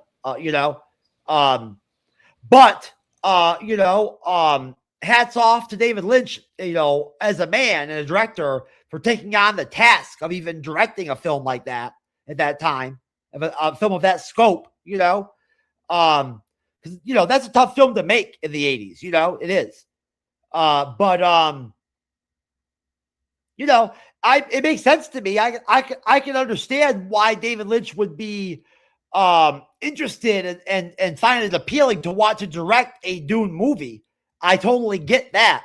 It would seem like Dune would be almost like a perfect fit for him and like what he likes to do, with Dune, you can actually go bizarre and you can go out there and you can go, sort of counter culture, counter norm, in that story. But anyway, so wrapping up, I like how, in general, say what you want about the overall film and how you feel about what's going on in it. I do feel like it does end in what many would consider a sort of traditional manner, in a positive, normal manner for a Hollywood film. There was he didn't throw in any bizarre, surprising, shocking, out of nowhere twists or anything in the end to kind of like, confuse or throw off the audience, which I liked about the ending. I like that about the movie. It ends in a very normal, understandable way or fashion.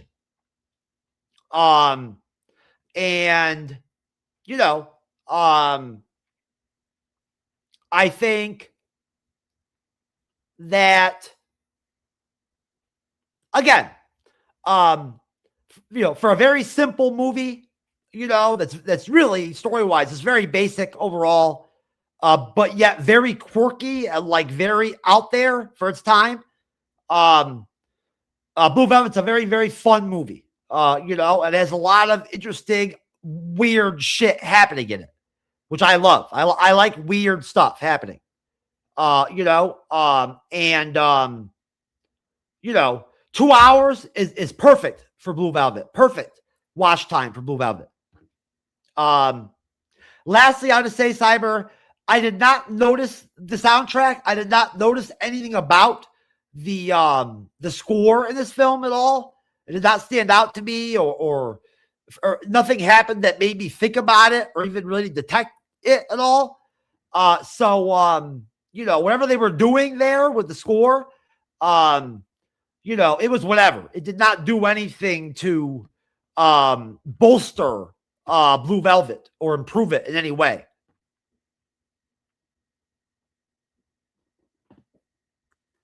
Okay.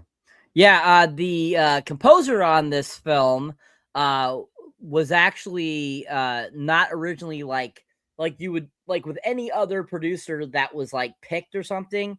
It was actually somebody that David Lynch met through a mutual friend, ended up talking with him, finding out he was a music maker, and actually heard some of his stuff, and he hired him on the spot. And once again, another type of like on the spot type of deal with the composer of this film. So, you know, little tidbit info there for you guys for the soundtrack. I'm sure that's probably happened in Hollywood once or twice before. I never said it didn't happen in Hollywood before. I'm just saying that's what happened with this film. Of course, sir. Of course. I was just opining. Okay, if you say so. Anywho, folks, going over to you, Andreas. Your thoughts, sir, on the conclusion of the film. Sure. Yeah, I kind of agree with you, Saber. Like, the ending was very anticlimactic, I guess you could say. I mean, it was very much like, oh, we just need to like, oh, you know, like we you know, we finish up the mystery. We know now. We know like it was drugs, and you know, the guy with the little suit was like a shady cop, which that's not like a big surprise, you know, mystery stuff like that. And uh, the one twist that was kind of funny was the other guy that was with the little suit. That was Dennis Hopper the whole time. Apparently, he was in disguise. That was funny when the reveal happened. I totally forgot about that twist because I never understood why he was like, you know, wearing a mustache and all that. But that made sense. But yeah, the ending was very anticlimactic because there were a couple things I was like, okay, like Sandy, like why Sandy wants to still date Jeffrey, like after all that like crazy, Dorothy situation.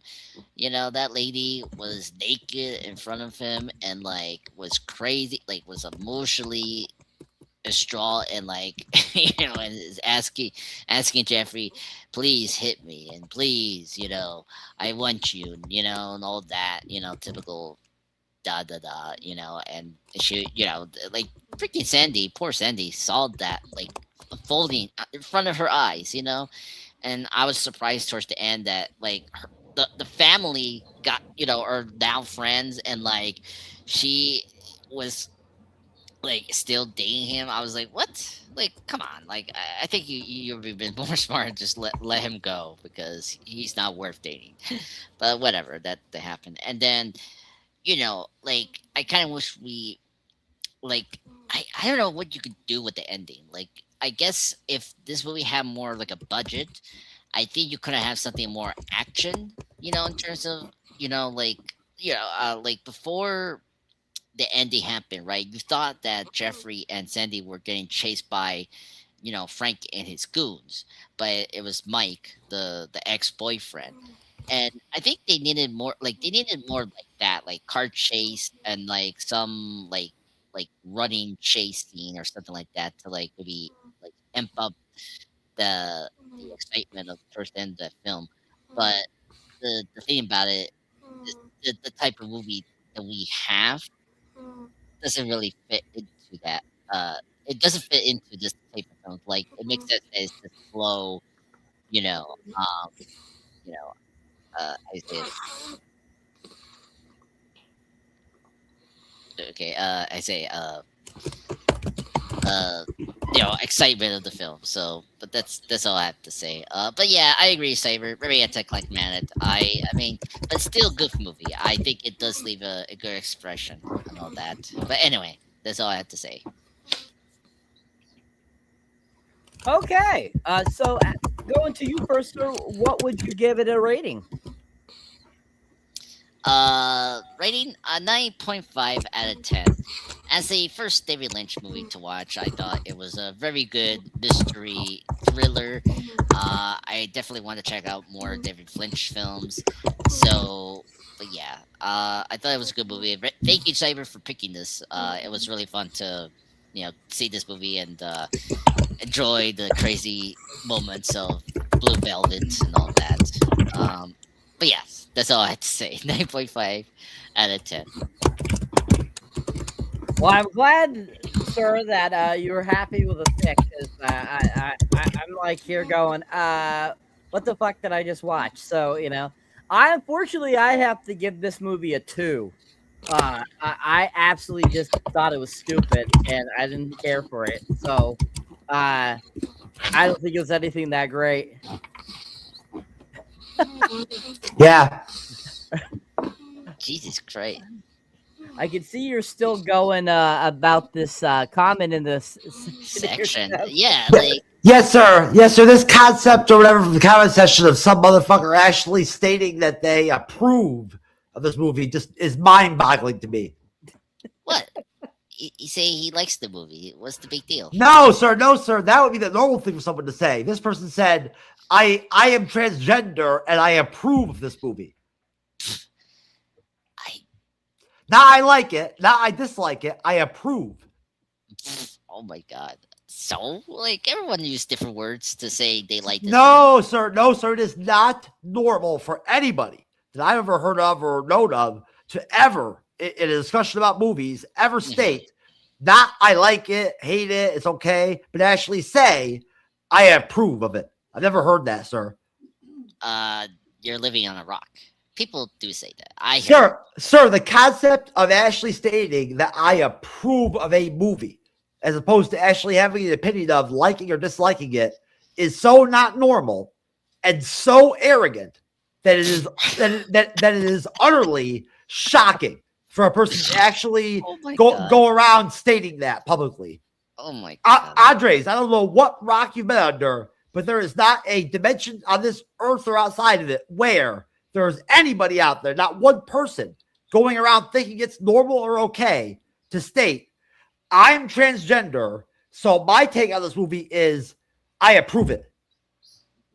And then he say loves dolls, or David Lynch loved dolls. I'm like, I don't care, man. All I know is that is fucking out there, bro.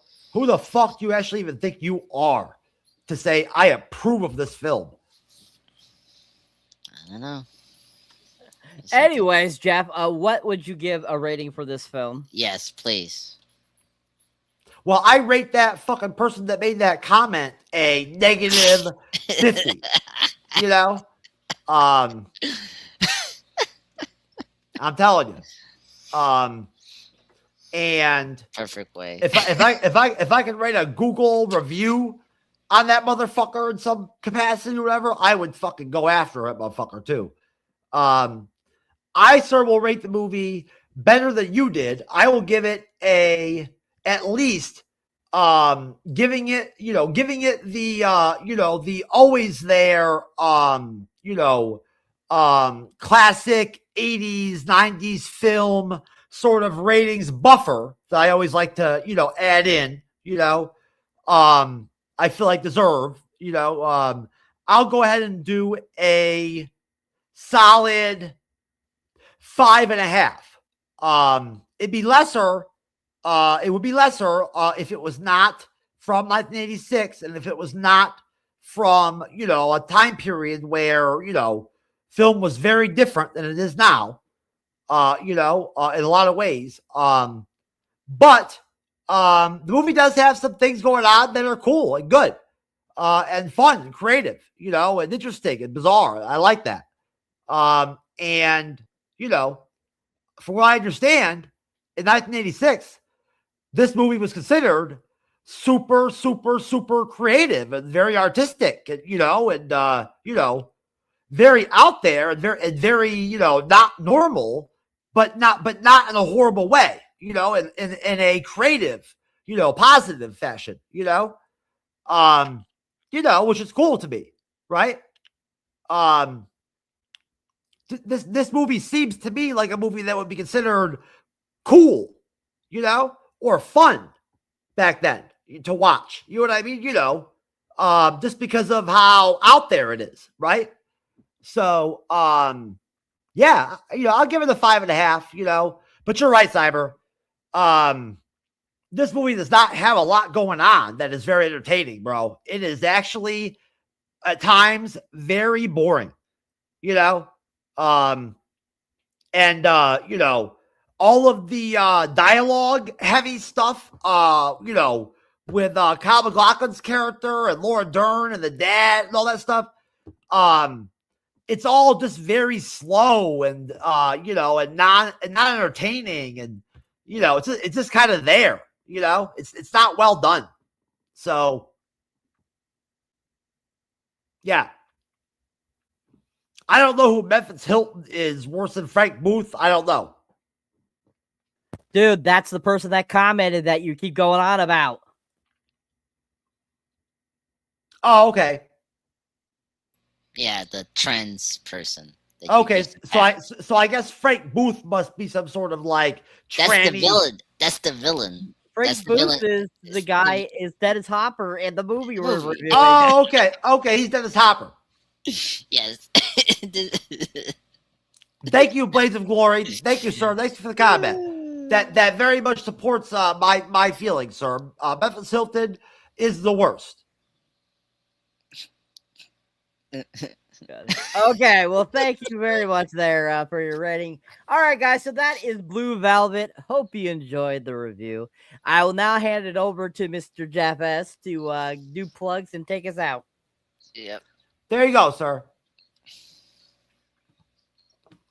Come on, Cyber. You got to appreciate, the occasional movie reviewer show where I'm a bit long-winded and 60-minute man in that kind of form, and also, in my own way, sort of acting a little bit bizarre at times,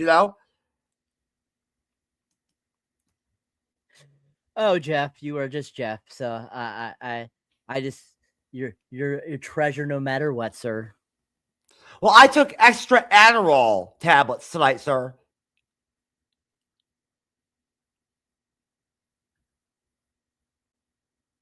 That's good to know. That's good to know.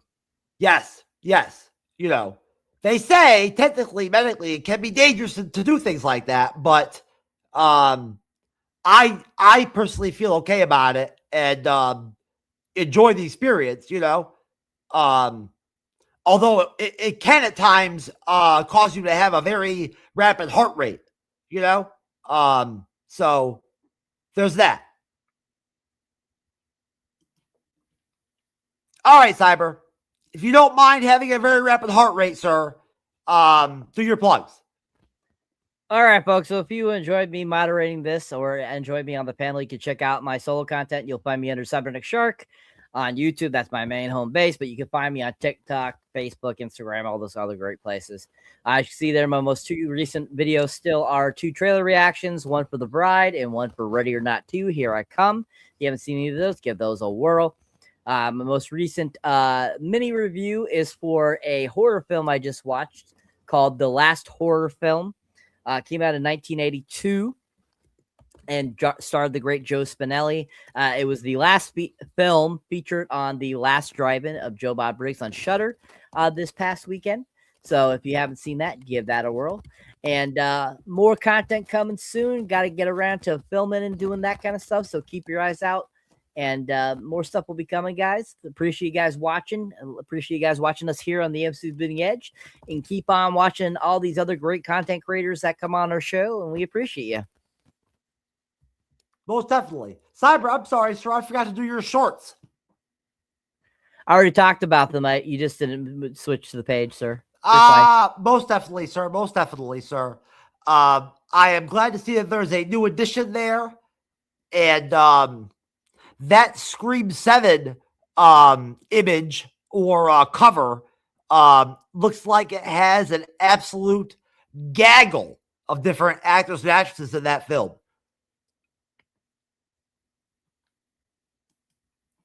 There must be a lot of main characters in Scream 7. Yep. As usual for that franchise. There's a lot of actors in it. Not always, depending on, which film you're talking about. There's been Scream movies before where all they've had is the core main team of characters, and then they've had a couple of extra, side characters, and that's it. Yeah, I guess there's especially like either of them stay alive throughout the film. So yeah, that makes sense.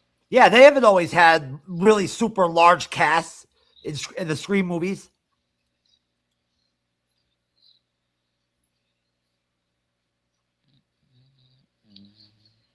Sure. All right. Especially since a lot of times in some of those films, Ghostface is never even actually an actual human being as a character in the movies, right? No, it's anyway. Hello everyone. This is Andreas, Pop Culture Guy. You see right in front of you is my channel. Channel Presents. In my recent shorts, I don't know how this formatted, but anyway, I already posted my new clip from Deadpool Wolverine. Oh, I'm sorry, sir. Here's your videos. Yeah, sorry. That's okay. Oh, I had to redo my Clockwork Orange tribute because I actually got hit by a copyright, so I had to redo it so you can see the new version out there. Plus, today I just posted my Scream 30th anniversary tribute. I just finished my James Bond comic series, so you can check out part 6. I already reviewed. What was the last review I did? The Bride. So if you want to hear more of my thoughts, I have a brief review on that. I saw it last Sunday as I was talking to the fellas here behind the before the live stream, and it was a very interesting film. It's not a good movie, but there's moments that it was entertaining, so that was at least good. I thought the performances and the production design were good, but it was just the overall execution of the story and what Maggie Gyllenhaal, the director, was trying to do. I felt like it was way too much and should have been more focused, but that's my opinion, but whatever. Besides that, I actually recently put out my live stream review. So we're going to have 2 live stream reviews back to back. So I have new ones. So so I thought, it's been, 2 months now. So we're going to do a Game of Thrones discussion and rank what was the worst and best seasons of it. Because Jeff, you already finished up the whole seasons, right? The whole 8-season package. So I think it'll just be you and me discussing, Game of Thrones and what we like about it and what we dislike it. And in our next movie review for this March is going to be Batman v Superman: Dawn of Justice for the 22nd. So I'm going to hopefully this week I'm going to contact a couple of content creators to join us, hopefully for that. And maybe I'll find someone for us for Game of Thrones if possible. So that's the next 2 live stream reviews. Hopefully you guys can check that out in the next 2 weeks. Thank you everyone for joining us tonight. Please support me and Cyber and the MC Billy English so we can produce more content. Thank you, Cyber, for this awesome movie pick. Not a big fan of Lynch. I think this was his best work. And yeah, it was it was a fun discussion with you guys with this movie. I still haven't watched Twin Peaks, so I cannot personally determine or say what my opinion is overall of that TV show. All I know is what I've heard, but I did see Mulholland Drive. I heard good things about that one. It's a very interesting film, but it's again very much like Blue Velvet in the fact that it's confusing at times. There's no real understandable functioning story in the film. It's sort of just all over the place. Yeah. Yeah. That's pretty accurate. I heard. Yeah. Yeah, it's sort of disjointed. I'd imagine Twin Peaks is not like that at all, because that sort of thing would not work in television. You can't do that in TV. No. That's his big, recognizable thing besides this movie is Twin Peaks. I heard good things about that show and the new series that came out in 2017. I didn't hear anything about the remake of the series or anything like that, whether it was good, bad, anything. I didn't hear anything. What? I mean, I'm not even. What was it? What was it even on? Stars or Cinemax or Showtime? Yeah, Showtime. Showtime. It was on Showtime. I mean, honestly. Part D. Okay, you're not really going to get a ton of exposure, or acquire a lot of buzz, being on Showtime. But I don't know. It could have been good. I have no idea. Honestly, again, I never watched the original Twin Peaks. I just heard that it was a very interesting TV show. And from what I understand of that time period, the concept of having a Hollywood director, come down to the minor leagues and direct a television show, was different for back then, right? Cyber, that was a concept that you didn't see happen very often. No. Yeah. I mean, in all honesty, if in the 80s or 90s as a director, you started off in film and someone ended up directing TV, I think that would be considered a downgrade in your job, Yeah.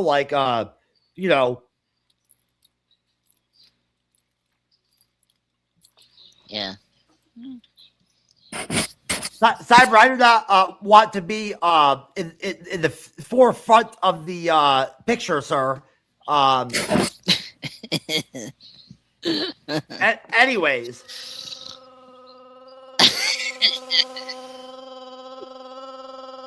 I don't know. I gotta be honest with you. I've heard good things about Twin Peaks. I like David Lynch, but it is a late 80s, early 90s TV show, and honestly, based off what I saw as far as the concept of it or what it's about, unless there's something about it I don't understand or I never heard about, I'm a little bit hit or miss as far as whether or not I really want to invest into even actually getting into it,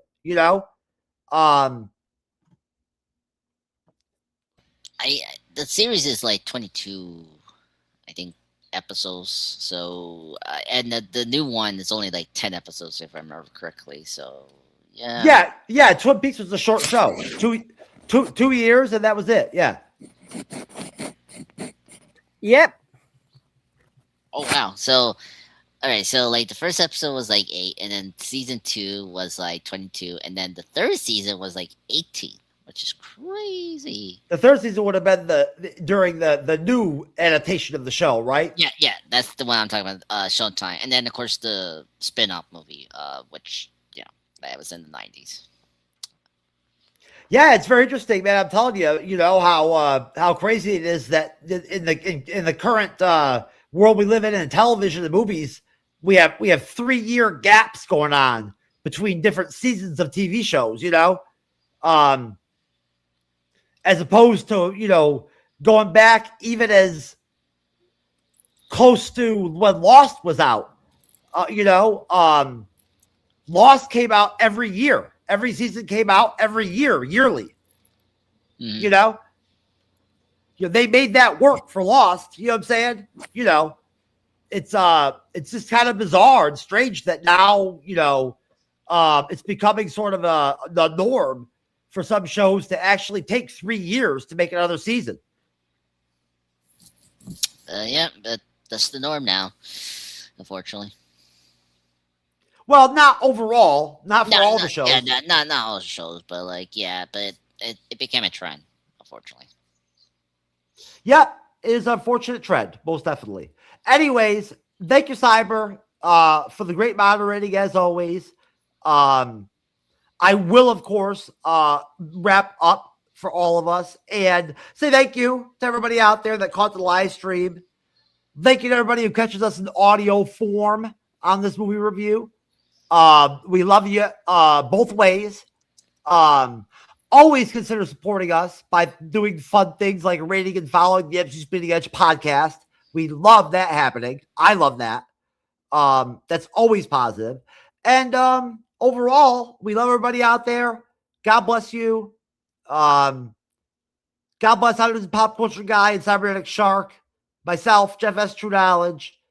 And until we see you again for Monarch Legacy of Monsters on Friday, episode 3, we are fucking out of here.